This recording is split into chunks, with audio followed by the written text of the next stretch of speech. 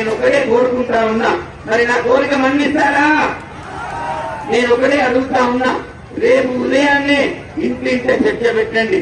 Collector అట election లో నిలుస్తున్నాడు, car గుర్తు మీద నిలుస్తున్నాడు, మరి టీఆర్ఎస్ పార్టీ నుంచి కారు గుర్తు ఓటేయాలి అని ప్రతి మహిళ ప్రతి గ్రామంలో ఓటేసే విధంగా మీరు తోడ్పడాలి.